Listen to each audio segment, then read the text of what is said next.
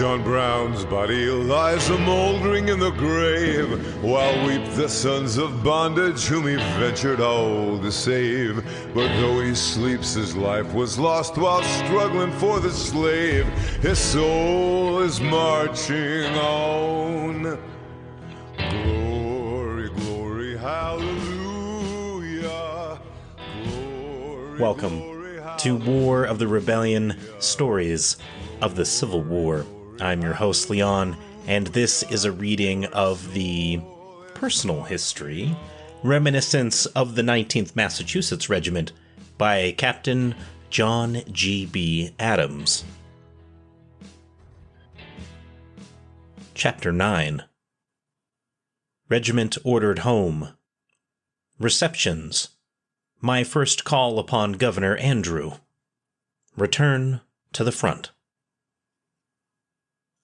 In December, I resolved to return to the regiment. My wound was not healed, and my surgeon protested, but I was anxious to see the boys.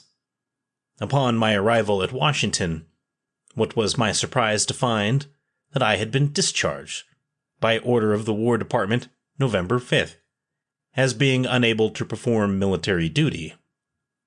With Colonel Gardner Tufts, the Massachusetts state agent, I visited the War Department and was informed that I should receive my discharge through my regimental headquarters. If ever a man had the blues, I had. My sickness had cost me several $100s. I was unable to perform any kind of labor, was out of money, and could not settle with the government until my papers were received. But Colonel Tufts could always make the path of a soldier smooth, and he was able to secure me 2 months' pay. From Washington I went to the regiment, which was camped near Stevensburg, Virginia. I waited until after January 1st for my discharge, but it did not come, and my wound was so bad that the surgeon ordered me home. Colonel Rice was in command of the regiment, Colonel Devereux being in command of the Philadelphia Brigade. I called on Colonel Devereux, who was very indignant to learn that I had been discharged. He said he would see about it, and I knew that meant something. One day, the colonel sent for me and said, "Jack, I have a letter from Governor Andrew asking that the regiment re-enlist for 3 years more, or until the end of the war. Do you think they will do it?" My answer was, "I don't know.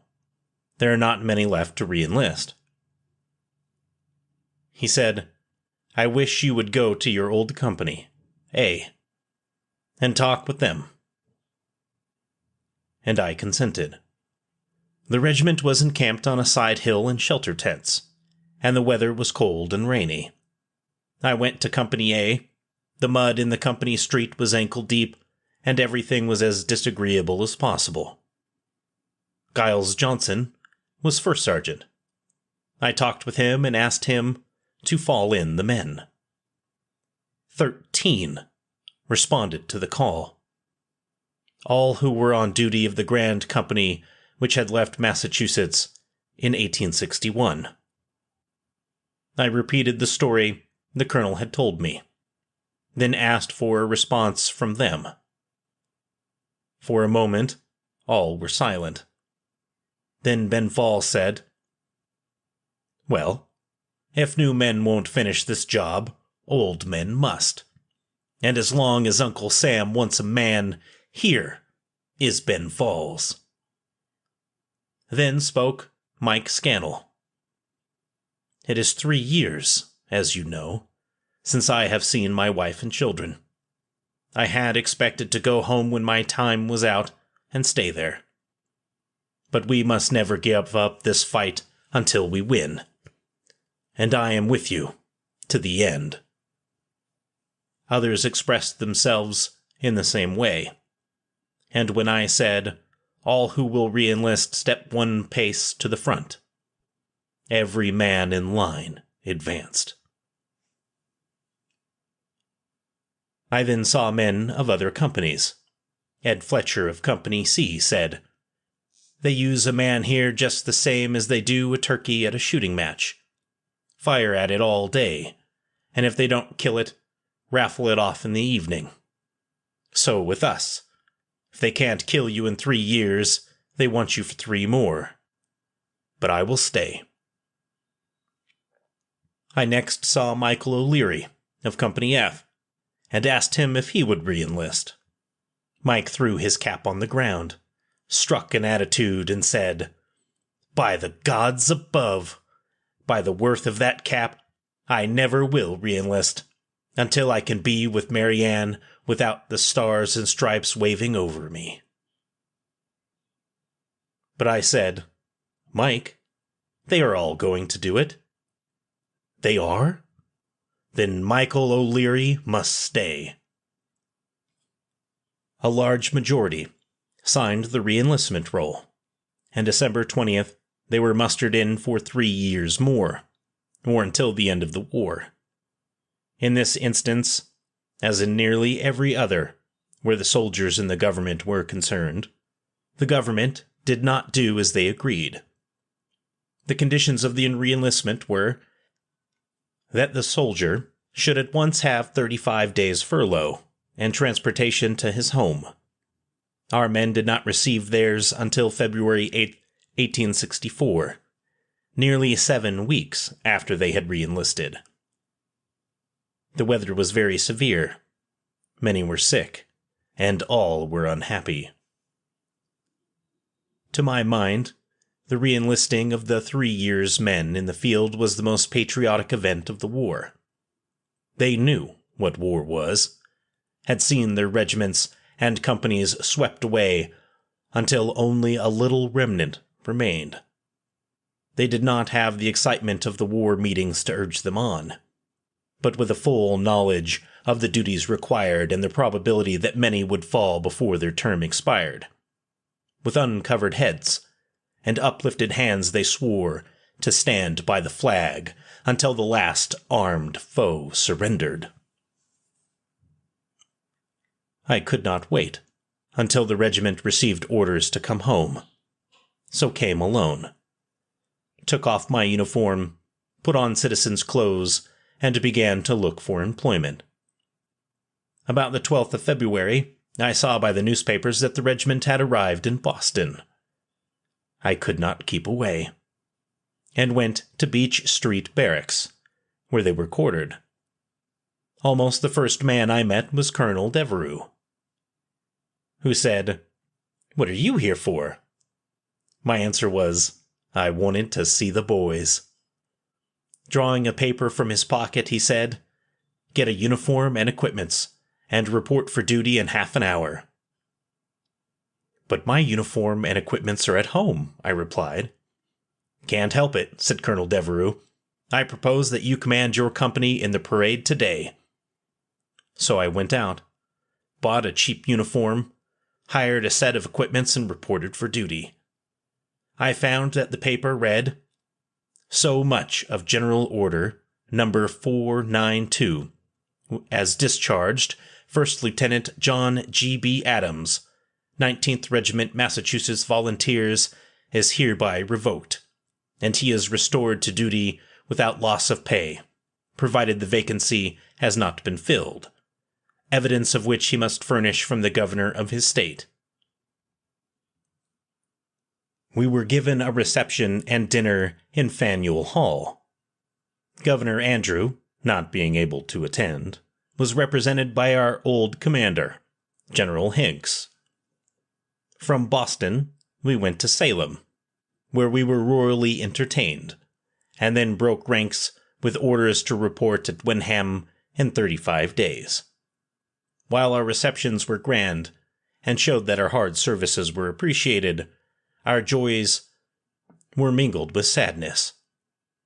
Everywhere we met friends of the boys who did not march back with us, and our eyes were often filled with tears as we clasped the hand of a father, mother, sister, or wife of some brave boy who had marched by our side, but now slept his last sleep in the rude grave where we had tenderly laid him. The next day, I went to the State House to see Governor Andrew. I had never met a live governor before, and as my feet reached the executive chamber, my heart beat faster than it did when advancing at Gettysburg. Meeting the messenger at the door, I was explaining my errand when the door opened, and the governor, seeing me, said, "Come in." On entering, he said, "Well, my boy, what can I do for you?" I began to tell my story, when he interrupted me with, "I know all about it, and it is all right." Pointing to a roster of our regiment, my name was in the list of first lieutenants, but it was at the bottom. "There, you see that is all right," said the governor. I replied, "Not quite. I was the 3rd in rank when discharged. Now I am the 10th. "Oh, we will fix that," said he, and taking my name, out-moved them down one and put me in my proper place. All the time he was doing this, he was talking and laughing, making me feel perfectly at home. I was so pleased with the interview that I would have signed an enlistment roll for 30 years if he would have promised to be governor during the time. The orders to the officers were to do all in our power to obtain recruits while we were at home. But although we worked hard, we made little or no progress. Men were enlisting for coast defense regiments quite fast, but the 19th had no attractions, and I only recruited one man while at home. The 30 days were like one long holiday. The towns gave receptions to the men, Company A being received by the town of West Newbury. The time soon came when we must march away, and at the end of 30 days every man reported at Wenham. We mustered 5 more than we brought home. 3 deserters, whom we had captured, and 2 recruits. 2 boys, Rogers and Fee, who were not old enough, stole away with us and were mustered in the field. I carried a new sword, presented by the citizens of Groveland, and several other officers were remembered in like manner. Great injustice was done to fighting regiments in allowing them to return without being filled to the maximum. While the state was filling its quota, it was, as far as active service went, nearly all on paper. Every old regiment had many brave and well-qualified non-commissioned officers, who could not be promoted because only 2 officers were allowed each company, and besides, we were placed in line to do the duty of a regiment, when we were no larger than a company of heavy artillery. Yet our men did not complain. With brave hearts, but with eyes filled with tears, they again bade goodbye to loved ones and marched away to face dangers that 3 years' experience had demonstrated would make vacant places in their thinned ranks. Colonel Devereux did not return with us, and the regiment was in command of Lieutenant Colonel Rice. We had a nice passage to New York, spent St. Patrick's Day and Ephraim Hall's birthday in Philadelphia, and in due time arrived in Washington. I was detailed officer of the day, Lieutenant Thompson officer of the guard. A little incident occurred here, I think is not known to the officers, but it shows the honor of the men of the 19th. After I was detailed, Colonel Rice sent for me and said, "We leave here at 6 o'clock tomorrow morning. The officers will stay up in the city. I want you to keep every man here to be ready to move at the time stated." After the officers had gone, I fell in the men and informed them that we were to move at 6 a.m. That as they were tired, I should post no guard, and as Lieutenant Thompson and myself had business in the city, we should not be able to stay with them, but would see them all at 5:30 the next morning. Thompson and I returned about 3 o'clock, and when the colonel came at 6, every man was in line ready to march. The next night, we spent at Alexandria. The officer of the day put on a strong guard, and half the men got out in some way and made things lively. Thompson and I were complimented by the colonel for faithful performance of duty when we should have been court-martialed. The discipline of the army at this time was very strict. So many substitutes were being received that the death penalty for desertions was often executed. We were called out to witness the first, and, so far as I know, the only execution by hanging. Thomas R. Dawson had been a member of Company A, 19th, but was transferred to the 20th Massachusetts when our men re-enlisted. He had been a soldier in the English army, and wore medals for bravery. One night while on picket he left his post, and, being under the influence of liquor, went outside the lines and committed an assault upon an old lady. Dawson protested his innocence of the terrible crime, but acknowledged that he was drunk and had left his post. The woman swore against him, and the sentence of the court-martial was that he be hanged. The officers and men of the 19th did all in their power to save him. We signed a petition to President Lincoln asking for his reprieve, and sent it by a Catholic chaplain, Dawson being a Catholic. The president would have been pleased to grant our prayer, but he said the complaint from army officers was that he was destroying the discipline of the army by so often setting aside the findings and sentences of court-martial, and he dare not do it. April 14th was the day assigned for the execution. The 2nd Division of the 2nd Corps was formed in a hollow square. Ranks opened, facing inward. Dawson was placed in an open wagon, seated on his coffin. With him rode the provost marshal and his spiritual adviser. The band was in advance, playing the Dead March. Files of soldiers with arms reversed marched on each flank, and in front and rear.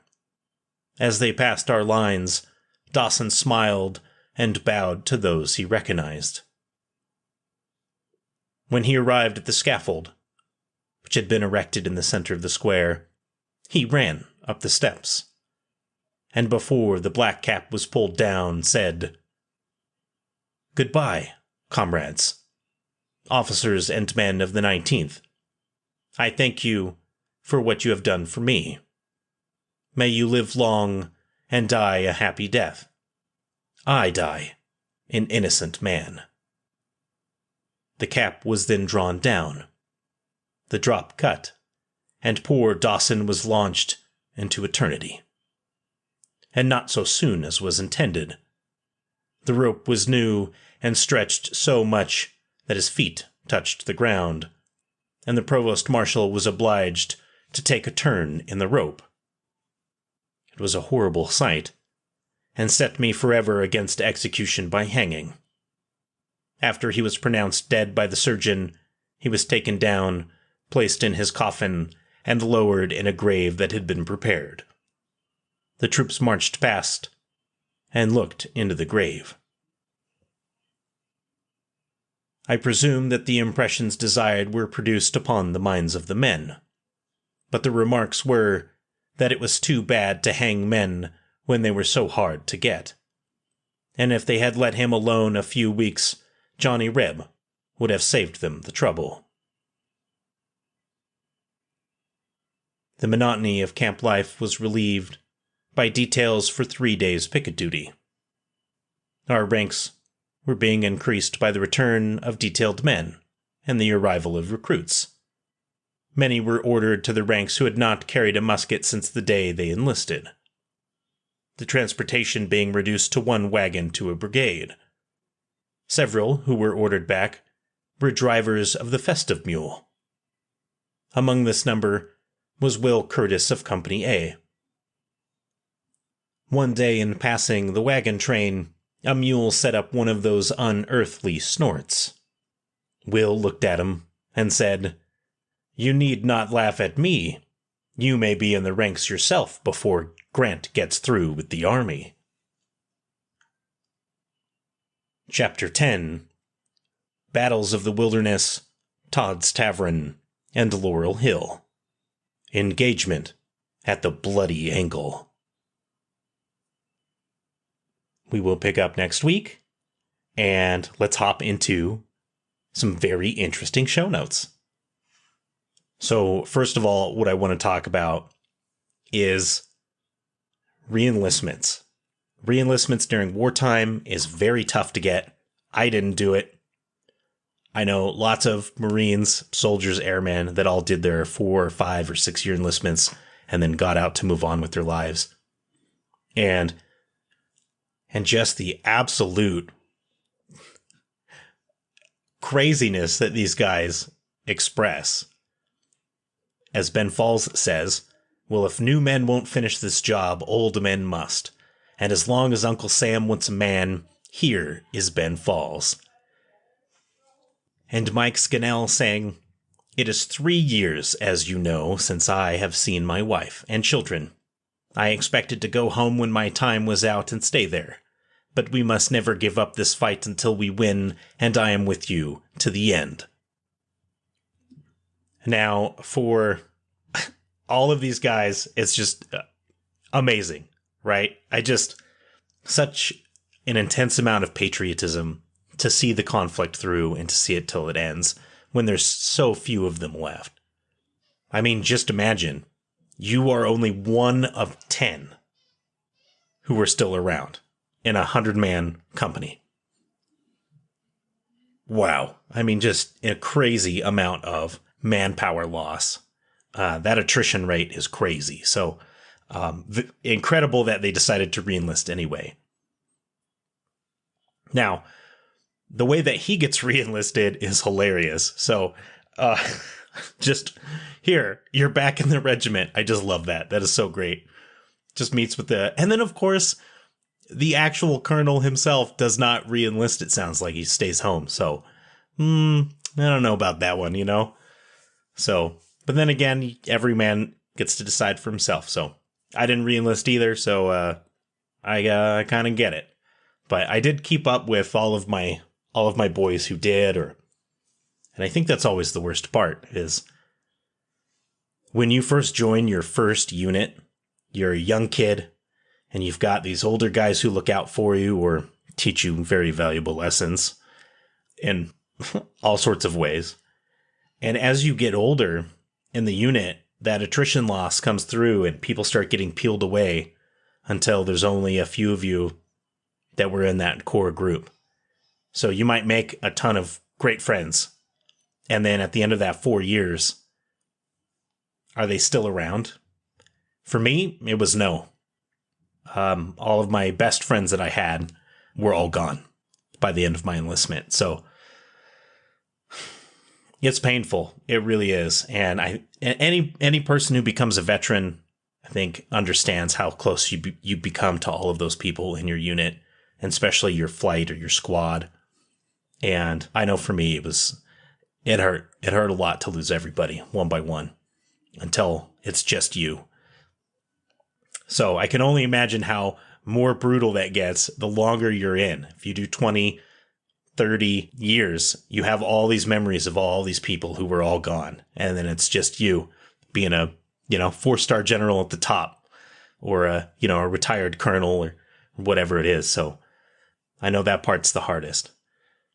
Although there is, if you do your 20 years, I know my own personal favorite gunny who I served under, the day that he got out, he sent a picture to all of us of him in a beer helmet at a baseball game saying living the dream. So it could go both ways. All right. He does mention great injustice was done to fighting regiments and allowing them to return without being filled to the maximum. I think this is one of the key differences between the Confederate regiments, although this did not happen to all of them, and the Union regiments is Confederate regiments would just keep filling in those recruits into those old regiments. And so, of course, by the end of the war, things were different, So they were able to pass on a lot of new information to those new recruits. Like, hey, this is what it's like to be a veteran. We're going to teach you how to do it. Whereas the Union would just fill out new regiments and send them to the front. And they would have to go through the whole process of learning how to be veterans all over again, which, as we find out in the Overland campaign, really brutalizes some of those regiments that had been in the army for a long time, but had not been in the combat field, right? This was their first adventure, so to speak. So key difference there. And that has been mentioned before, but I like that he brings it up. Now, when the regiment comes home and they get their parade and they get to eat and they're hosted, that never happened to me, but I had buddies of mine who would go home and they would have a parade all in their honor. And then they would come back and show us all the pictures and it'd be like, what? What? I didn't get that. So if you got that, man, fantastic. But it does happen sometimes still. So just a couple of my buddies just came back with photos where they were just like, oh, it was great.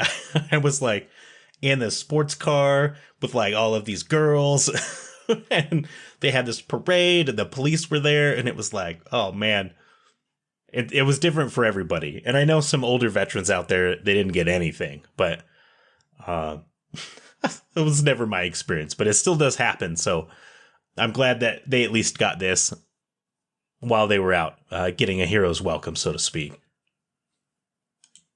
Now, Thomas Dawson being executed by hanging.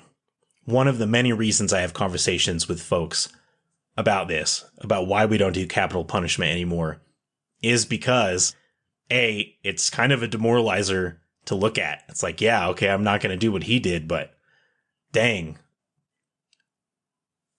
that sucks. And when you kill somebody who's your friend or somebody that you may know, it just kind of puts like a bad vibe over the unit. It doesn't inspire.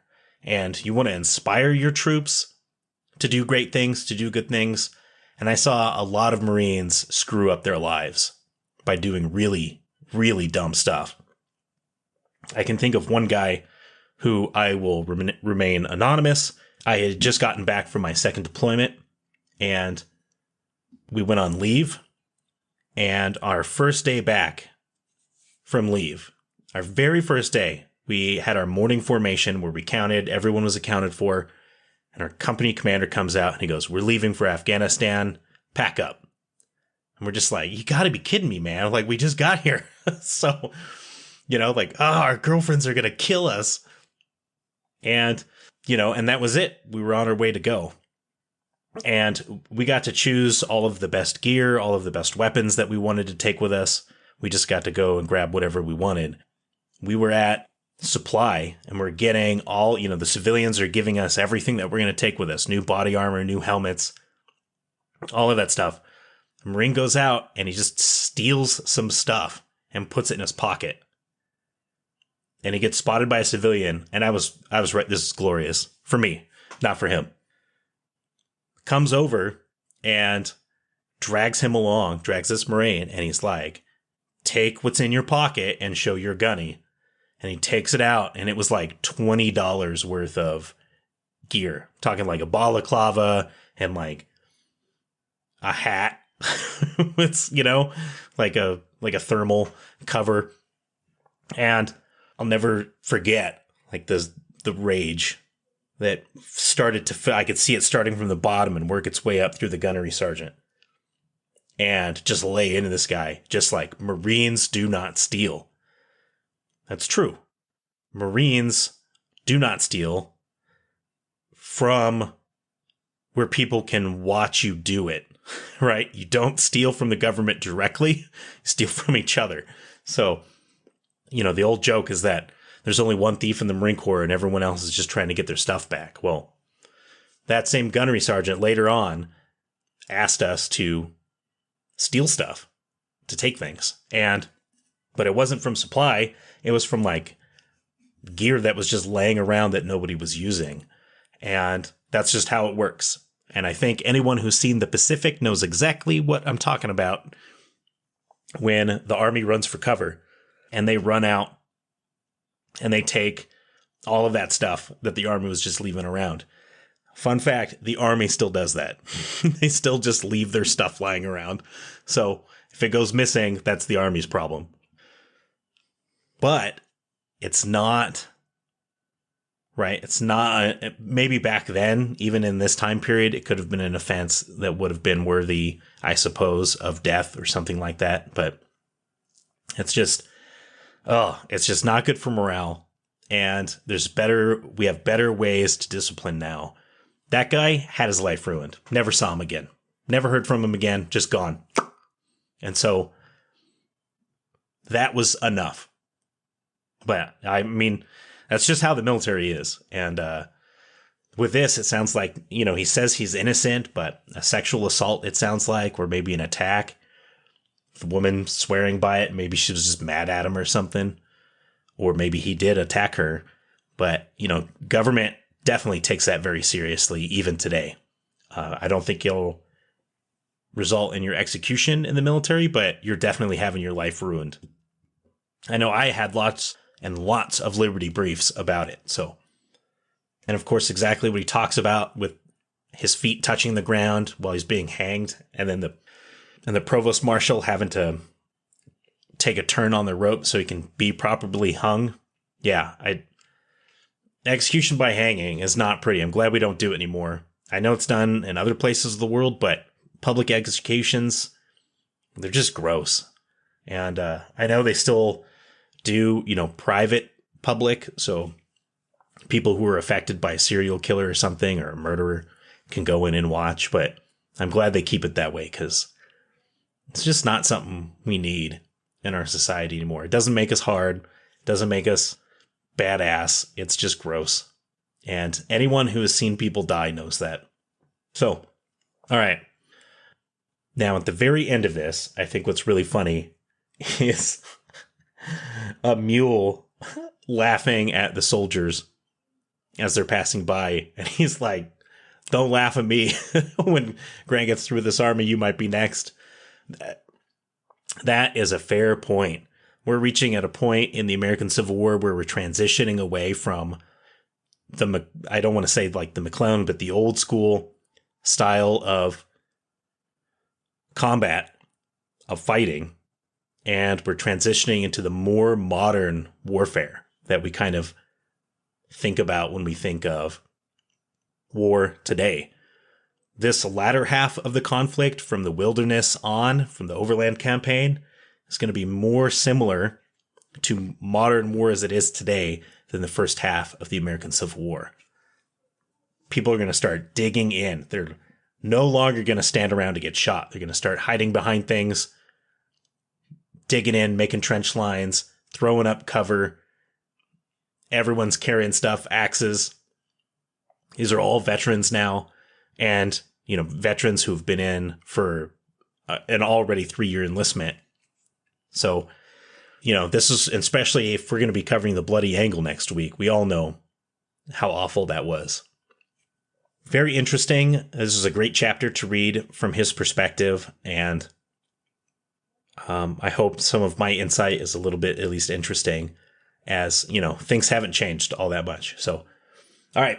Thanks for listening. I will catch you guys in the next episode. I'll see you next week. I'm sorry it has been delayed.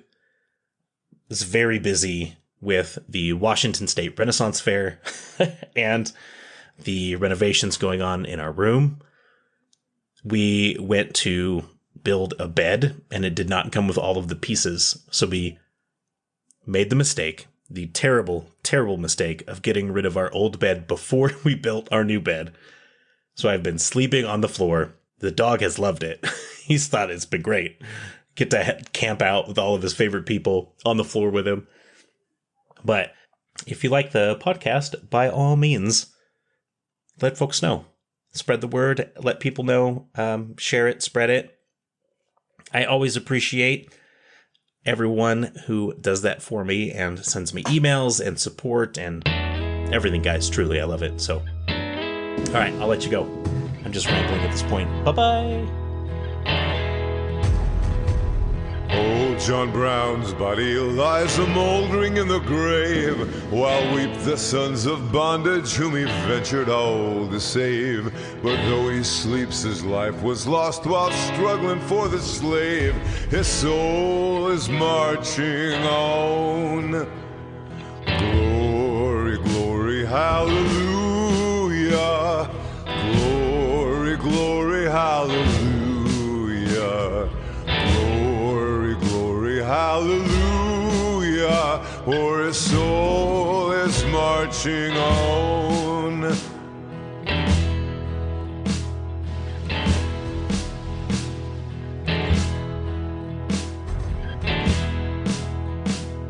John Brown was a hero, undaunted, true and brave, and Kansas knew his valor when he fought her rights to save. And now, though the grass grows green above his grave, his soul is marching on. Glory, glory, hallelujah. Glory, glory, hallelujah. Hallelujah, for his soul is marching on.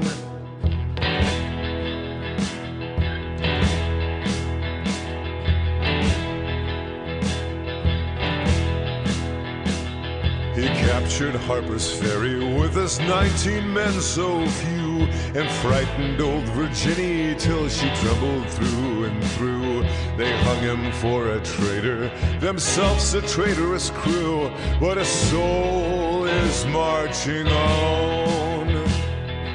Glory, glory, hallelujah. Glory, glory, hallelujah. Glory, glory, hallelujah. For his soul is marching on.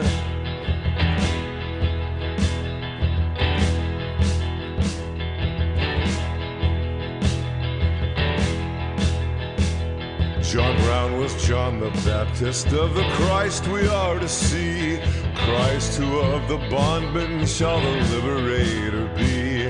And soon throughout the sunny South the slaves shall all be free, for his soul is marching on. Glory, glory, hallelujah. Glory, glory, hallelujah. Hallelujah, for his soul is marching on.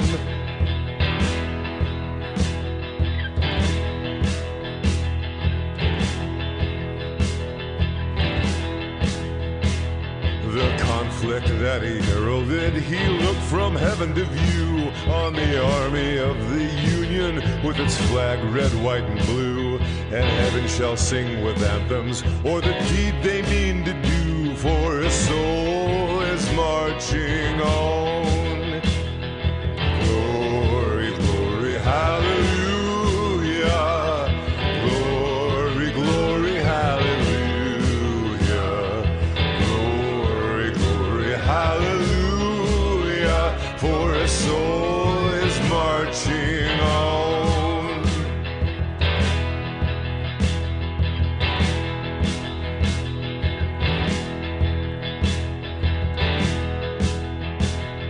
Soldiers of freedom, then strike while strike ye may, the death blow of oppression in a better time and way.